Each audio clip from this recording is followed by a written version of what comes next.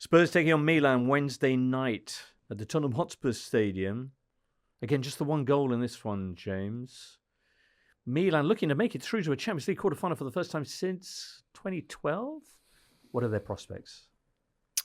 It's a very open game. I think there is some regret that they didn't take care of business in the first leg because they had a couple of chances to win by 2-3 goals.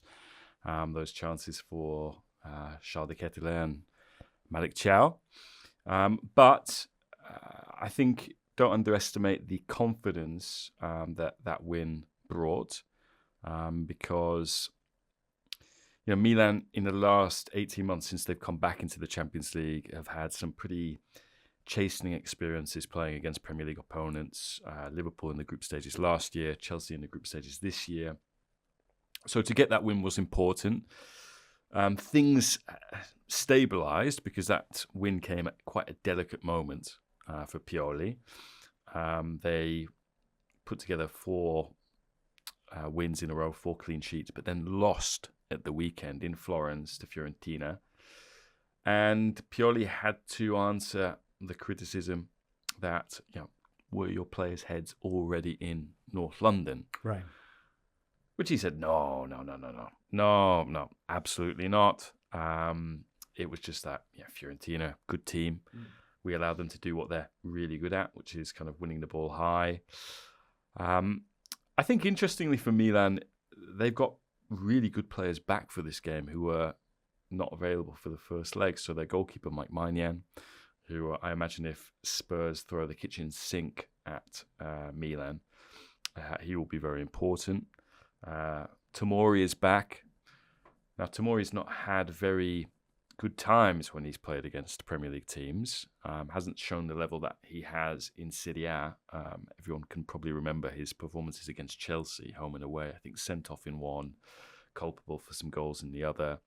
And then Benacer is back. I think Benacer is one of the most underrated midfield players in Europe and will be really important to help Milan manage possession, hold on to the ball away from home.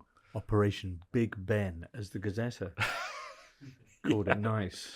Also, Rafa Leao, who wasn't available for the Fiorentina defeat. Yeah, he was suspended. He was in the recording studio, dropping some bars. Oh, nice. Yeah. Okay, because he's had a disappointing season, but he really woke up for that first leg at San Siro. Yeah, particularly in the second half. They got him and Teo more into the game. He had a really good first half of the season. Seemed to be picking up where he left off last year, where they kind of surfed the wave of Leao to their first league title since 2011. But the World Cup, these contract talks, continued persistent Premier League interest in the player. He has not played at the same level that he had done up until the kind of turn of the year. And I think he's due a big Champions League performance because he has yet to really show what we've seen in Serie A from him over the last 18 months in the Champions League. They've been a team that has more often than not looked to Giroud to deliver. Of course, the other player who's available for this game is a certain Zlatan, who even as someone for 15 minutes at the end of the tie, può dire la sua. But I think it's such an open game. You don't know what you're going to get from Spurs at the moment. You're going to get the Spurs that are going to beat Man City. They are on a 3-game winning streak at their home stadium. Man City, Chelsea and West Ham, none of whom managed to actually score a goal. Milan, away from home, just one win in their last 14 in the Champions League knockout stages away from home. Obviously, that's stretching back a long time. But And Olivier Giroud has got the flu. Yeah, although he's been training this morning. Okay, good. So, I think as with Marquinhos and his ribs, Giroud and his flu, will be fine. Antonio Conte will be back on the sidelines, we understand. Is that a good thing? I don't know. Yeah. Right. Yeah, well... It's a tight one. It is a very tight one.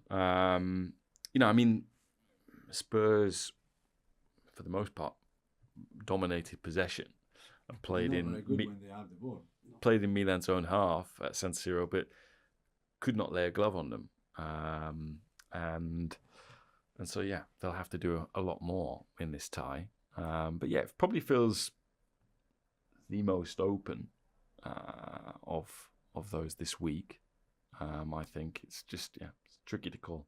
All right. The Totally Football Show podcast is available 3 times a week, bringing you all the football news you could reasonably be expected to care about. We've got views, we've got stats, we've got analysis, we've got some of the best football writers around, and the whole thing is absolutely free. So have a listen on Spotify or Apple Podcasts or all the usual places by clicking on the link below.